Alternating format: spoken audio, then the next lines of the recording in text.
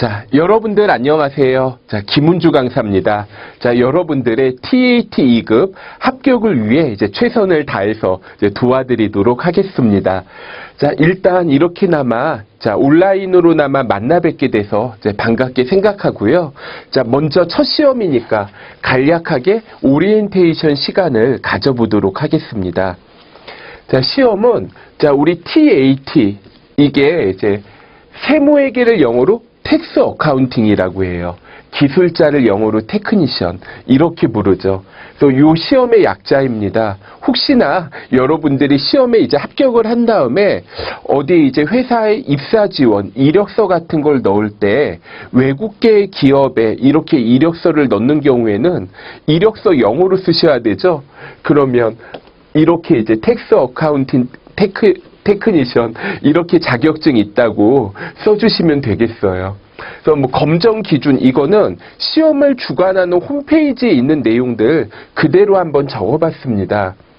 그래서 부가치세 신고에 대한 게 이제 추가가 되고 자, 일단 기본은 재무회계인데 부가치세에 대한 내용이 좀 추가가 되는구나 이렇게 보시면 되겠습니다. 그래서 우리 시험은 이론하고 실기를 한 자리에서 같이 이제 치르게 돼요. 그래서 이론 시험과 실무 수행을 동시에 어떤 시험은 이론 시험 따로 실기 시험 따로 보는 시험이 있는데 이 시험은 이제 같은 날 이제 같은 장소에서 이제 보게 되고 시험은 더존이라는 프로그램을 만드는 회사가 있어요. 그래서 더존이라는 회사에서 나온 자, 이거 교육용 프로그램 이름은 스마트 A인데 이 프로그램이 실무에서 사용하는 I 플러스 프로그램과 유사합니다. 같은 말이에요. 그래서 더존이라는 기업에서 나온 프로그램으로 시험을 치르게 됩니다. 자, 70점 이상이면 합격이고요. 이 시험이 2015년까지는 국가공인이 아니었다가 2016년에 국가공인 시험이 되었습니다.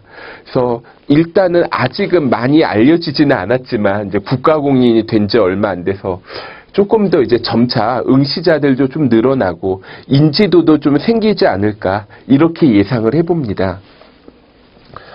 자, 이거 출제 범위는 이것도 마찬가지로 우리 뭐 시험 안내 홈페이지에 있는 내용들 따왔는데 그냥 뭐 여러분들 교재에 있는 이제 기출 문제 제가 이제 한 번 더 말씀드릴 거예요. 그래서 이러한 내용이 나오는데 재무회계하고 세무회계만 일단 출제가 됩니다.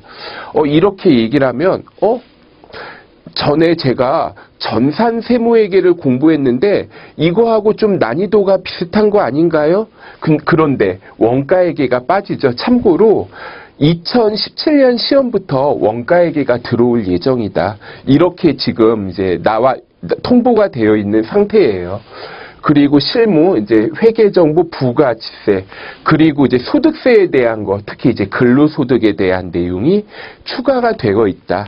이렇게 보시면 됩니다. 그래서 90분 동안 시험을 보게 되고, 사실 이제 제가 이제 좀 오프라인 강의를 할 때는 좀 사적인 얘기도 좀 하고 그러는데, 뭐 한 가지만 말씀드리자면, 시험 시간이 90분이죠. 예를 들어 운동선수가 시합에 나가기 위해서는 몸을 만든다고 해요. 운동을 해서.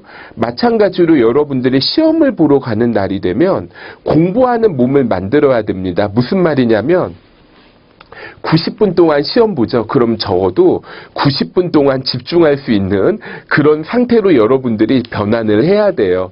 그러니까 나는 10분을 못 버티겠어요. 그런 분들은 시험에서 좀 좋은 결과를 얻기 힘들겠죠. 그 다음에 자, 시험의 구성에 대한 거.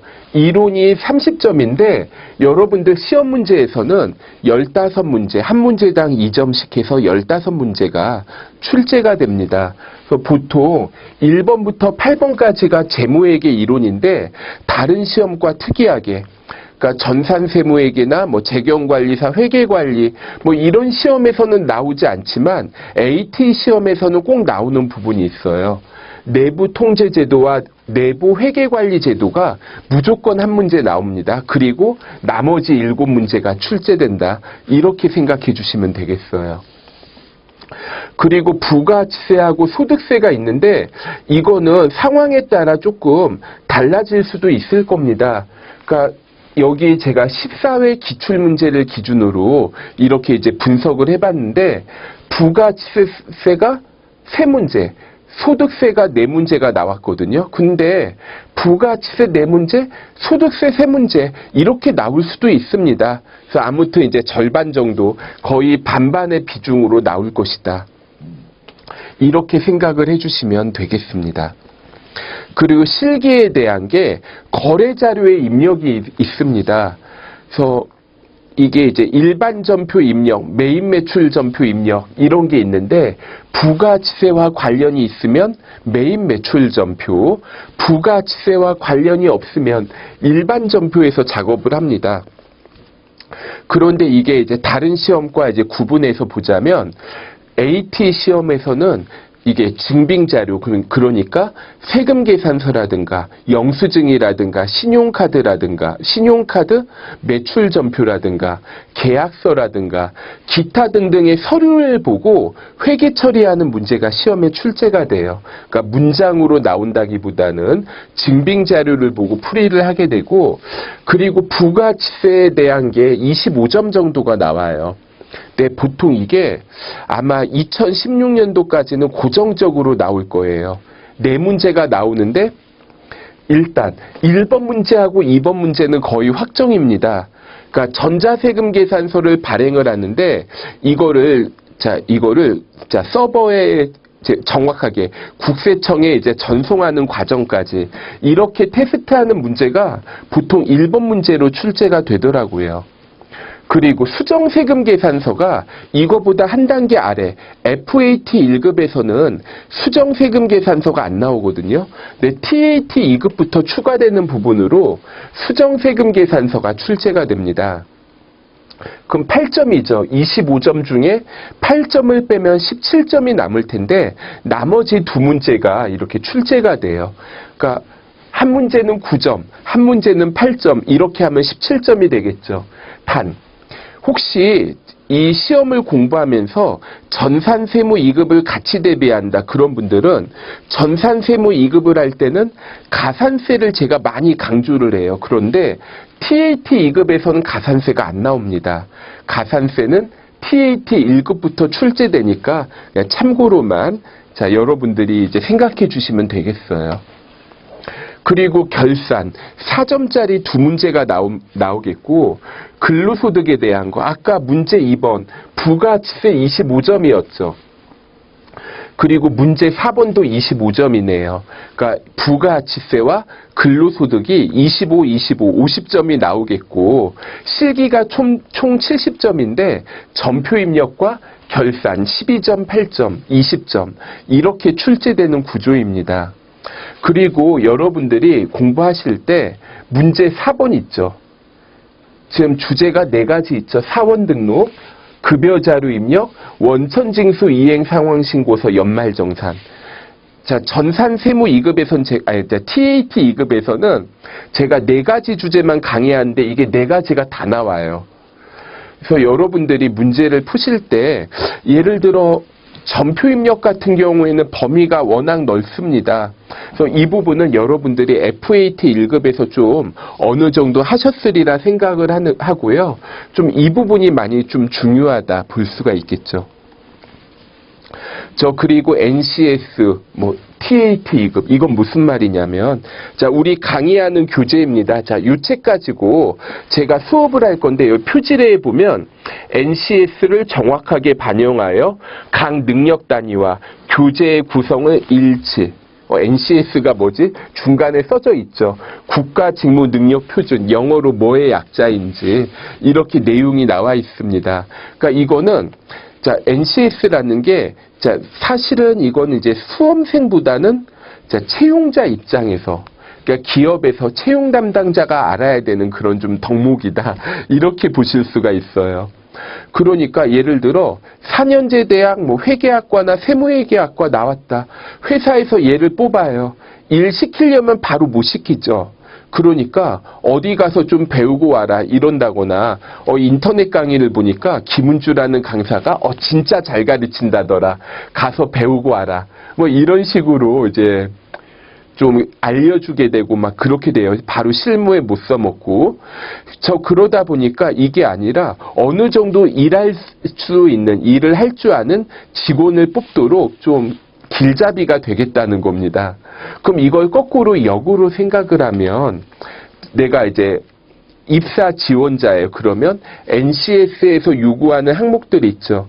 이런 걸 여러분들이 좀 갖춰야 되는 그런 상황이라고 보실 수가 있겠어요. 그래서 가끔가다 이제 교재를 보면 NCS 조문 같은 게 나와 있기도 하고 그런 게 요구하는 내용들입니다.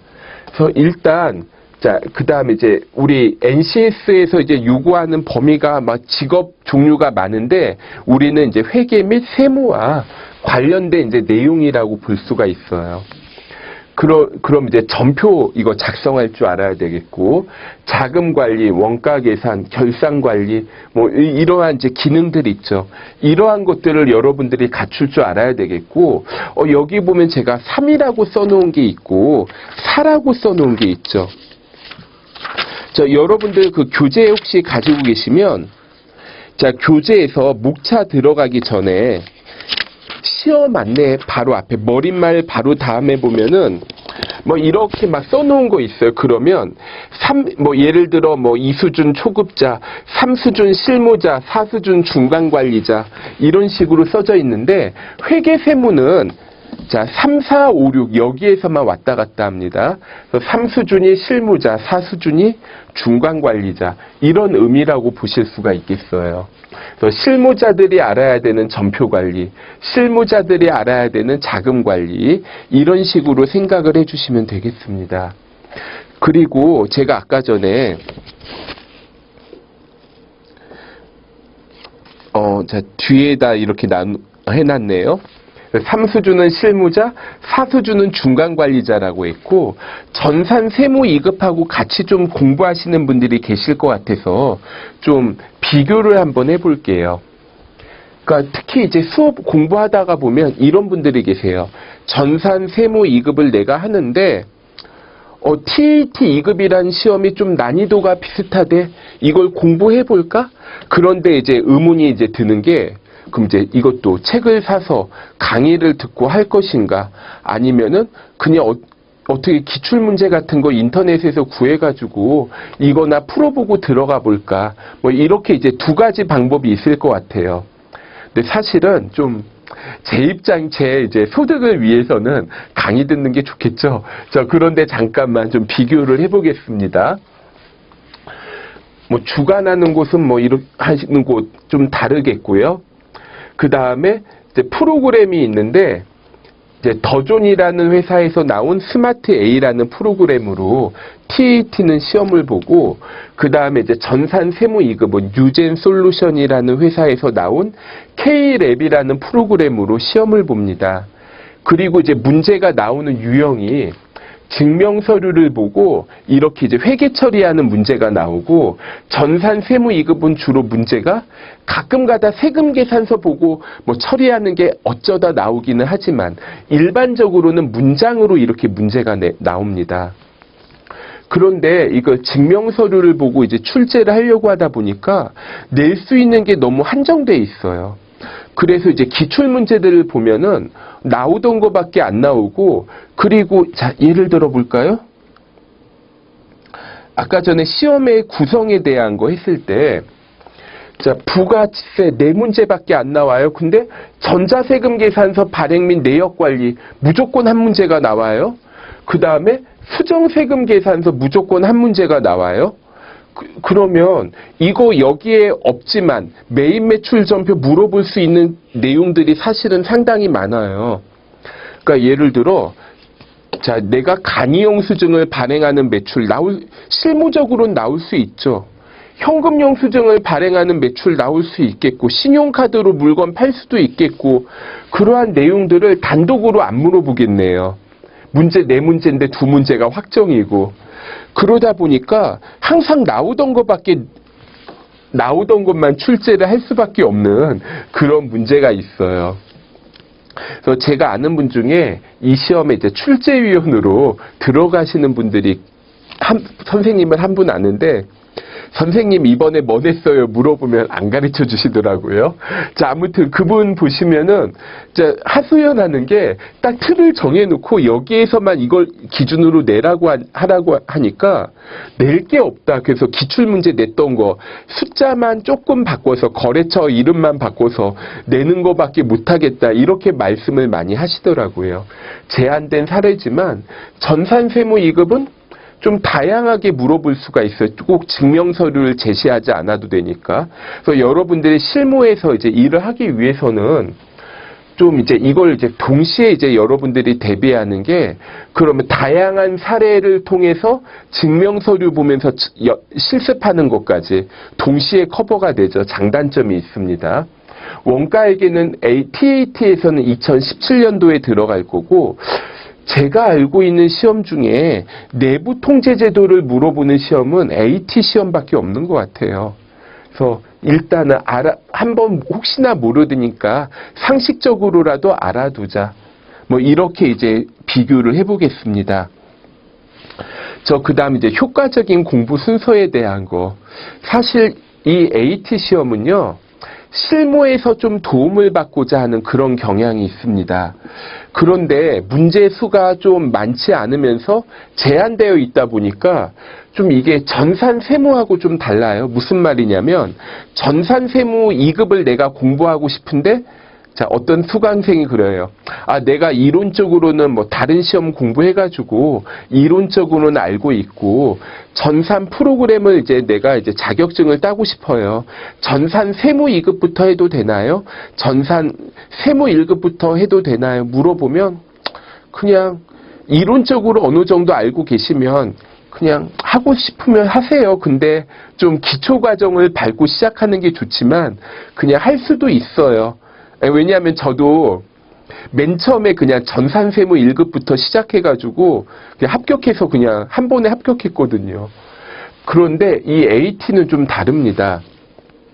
좀 이게 자격증 스펙 이력서에 한 줄을 더 넣기 위한 것도 있지만 실무에 좀 도움을 받고자 좀 이런 경우가 많아요. 근데 이거보다 하위급수에서는 나오지만 상위급수에서 나오지 않는 주제들이 좀 여러 개가 있습니다. 특히 FAT 1급에서는 나오지만 또는 FAT 1급에서는 출제 확률이 거의 100%에 가까운데 TAT 2급에서는 거의 안 나오는 부분들 나올 수 있어요. 그러면 이런 경우가 있기 때문에 아무래도 가능하다면 좀 이거보다 좀 낮은, 한 단계 낮은 최소한 FAT 1급이라도 여러분들이 공부를 하시고 그 다음에 TAT 2급 하는 게 좀 좋지 않을까 생각을 합니다.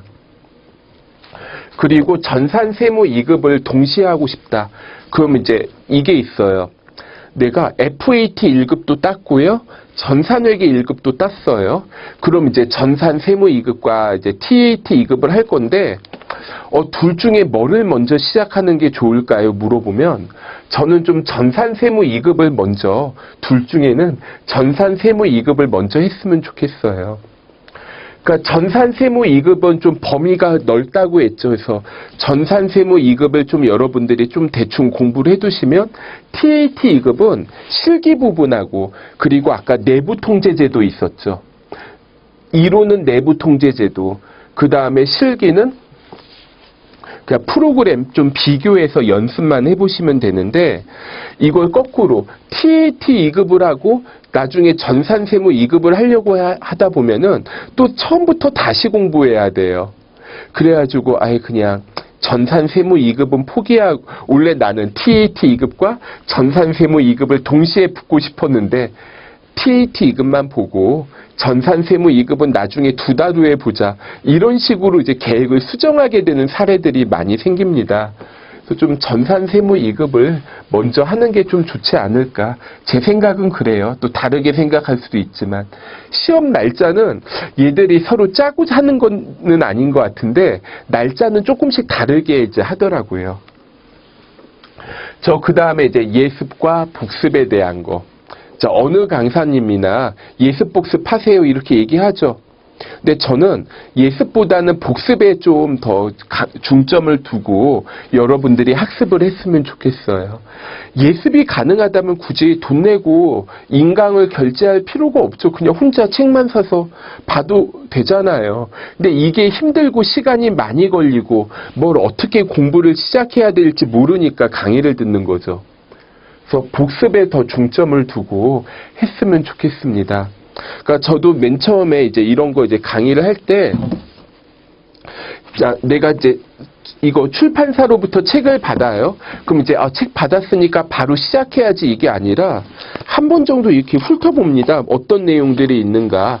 그 문제도 좀 풀어보고 문제를 이제 풀어야지 이제 나중에 이론 설명할 때 또 이런 게 있어요. 이게 제가 쓴 책이 아니다 보니까 이론에 어떤 내용이 있고 문제에 어떤 내용이 있는지 모르죠. 봐야 되죠. 미리 이제 읽어봅니다. 그러다 보면 이런 경우가 있어요. 이론 부분에선 설명을 안 한 주제가 있는데 뒤에서 객관식 문제가 딱 나와 있어요. 그러면 저한테 이론 강의를 들은 분들이 뒤에 객관식 문제를 풀 때 다 못 맞히잖아요. 안 배웠으니까. 그러면 이 사실을 알면 제가 이론 설명에는 빠져 있지만 중간에 강의를 통해서 이런 내용도 나올 수 있으니까 보라고 얘기를 해줄 수가 있어요. 그러면 그 설명을 듣고 문제풀이가 가능해지겠죠. 그래서 일단은 여러분들이 좀 강의를 들으면 시행착오를 줄일 수 있습니다. 그래서 예습은 그냥 예습을 뭐 특별히 거창하게 할 필요는 없고 그냥 제목 정도만 그냥 무슨 단원이 있구나. 그리고 강의를 들을 때는 좀 최상의 컨디션으로 들을 수 있게 이렇게 이제 하는 게 좋을 것 같고 그 다음에 복습인데요. 뭐 이거는 사람들마다 다릅니다. 근데 이제 제가 생각하는 최선은 10분 이내에 5분간 복습. 그러니까 강의 하나를 들었잖아요. 그러면 30분짜리 강의를 들었다 30분을 복습할 필요는 없고 이제 들은 지 얼마 안 되고 기억이 좀 남으니까 5분 정도면은 볼 수가 있는데 이거를 10분 이내에 해줬으면 좋겠어요. 그러니까 여러분들이 강의를 하나 듣고 아주 좀 쉴까? 아니면 다음 강의로 넘어갈까? 이렇게 생각할 수가 있는데 그러지 마시고요. 그냥 한 강의가 끝났죠. 바로 듣지 마시고 그럼 이제 강의 뭐 들었지? 이렇게 보시는 게 더 도움이 됩니다. 그럼 바로 좀 생각이 나니까. 그 다음에 이제 다음 날. 자, 하루쯤 지나가지고 한 번 더 어제 내가 뭐 공부했지? 이걸 이제 복습을 해주는 게 좋아요. 그러니까 이제 강의 한 개당 5분 정도. 그러면 30분짜리 강의를 6개를 들었다. 그러면 30분 정도면은 어제 이제 강의 들은 거 이제 복습이 또 이제 다 생각이 날 거예요. 그런데 이거를 건너뛰면은 이제 문제를 풀 때 생각이 안 나거든요. 그런데 이것만으로 모자라요. 일주일 후에 또 보자. 근데 이땐 좀 시간을 좀 제가 줄였죠. 왜냐하면 일주일 동안 이제 강의 들은 데이터가 막 쌓일 거 아니에요.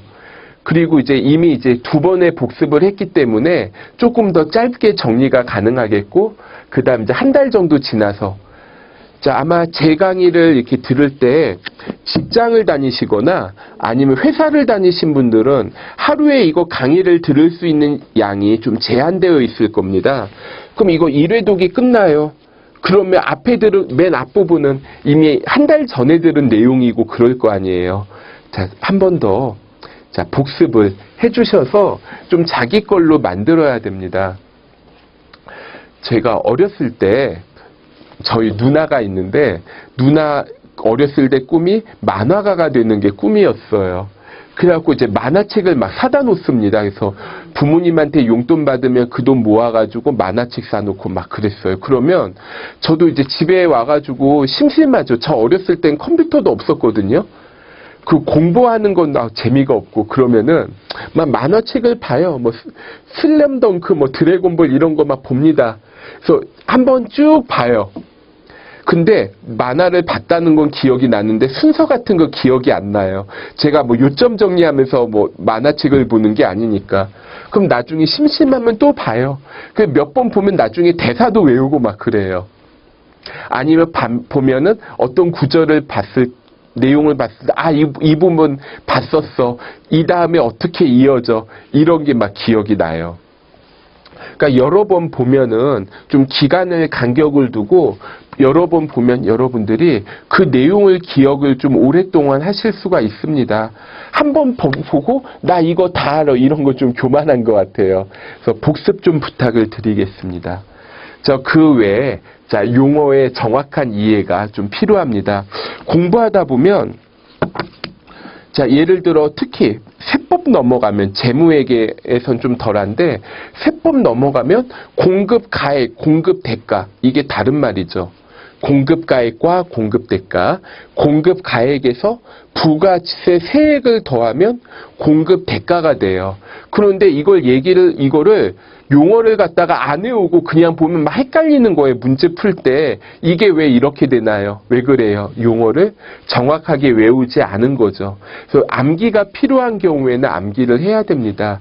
용어를 제가 이제 이렇게 공급가에 공급대가 하니까 FAT 1급만 하고 오신 분들은 저 사람이 뭔 소리 하는 거지? 이런 생각을 할 수도 있을 것 같아요.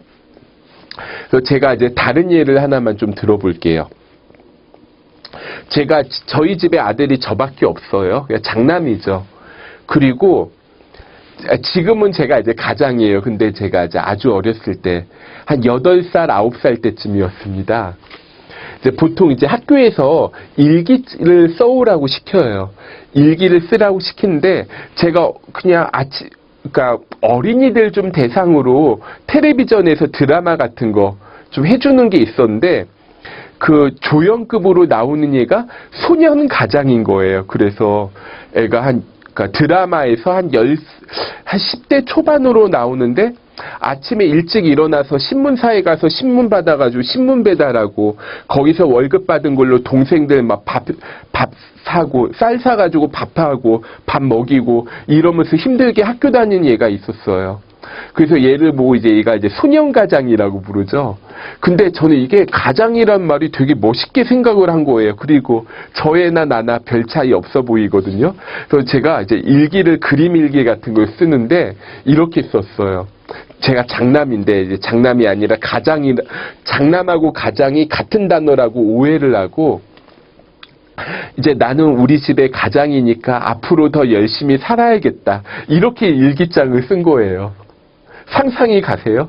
그러니까 그 선생님이 일기를 보더니 저를 이제 조용히 부르더라고요. 그래서 운주야 네가 그런지도 모르고 선생님이 너무했구나. 앞으로 잘해줄게 이러시는 거예요. 저는 그때 왜 선생님이 왜 그러시지? 나중에 생각하고 근데 그리고 나서 이제 그리고 또 그때 이제 저희 집에 전화가 없었거든요. 근데 나중에 보니까 저희 집에 이제 부모님 다 멀쩡하게 계시는 거 알았거든요. 그러니까 나중에 선생님이 또 다시 부르는 거예요. 너 왜 일기 이렇게 썼냐고. 그래서 가장하고 장남하고 같은 단어인 줄 알았다. 그래가지고 선생님이 이제 그게 아니라고 얘기해 준 기억이 나네요. 그래서 용어 같은 거 정확하게 기억하고 반복 아까 복습 얘기했죠. 카톡 상담 이거는 여러분들이 공부하다가 모르는 게 있어요. 그러면은 이거를 이제 강의를 듣는 사이트 있죠. 거기에서 이제 고객센터 같은데 또는 뭐 질문 게시판에 질문하셔도 되는데요. 그럼 또 제가 좀 시간이 좀 답변을 해드리는데 시간이 걸릴 수가 있습니다. 그래서 제가 이제 이 다음 강의에서 제 카톡 아이디를 알려줄 거예요. 그래서 공부하시다가 예를 들어 300페이지 5번 문제가 이해가 안 돼요 하면 제가 이 책을 찾아가지고 뭐가 있지 봐야 되죠. 근데 좀 책 일부를 사진으로 찍어가지고 뭐 이거 좀 설명 좀 해주세요 하면 제가 길 가면서도 보고 이제 답변이 가능하겠죠. 그래서 뭐 이런 거 이제 카톡으로 답해주는 선생님이 모르겠어요. 누가 있는지 모르겠는데 거의 제가 최초가 아닐까 생각하는데 좀 제 강의의 장점인 것 같아요. 여러분들과 소통하면서 좀 도움을 드리고자 합니다.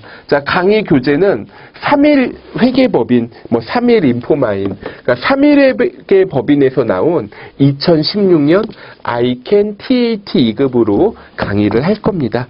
그럼 다음 시간에 뵙도록 할게요. 자, 다음 시간에 뵙겠습니다.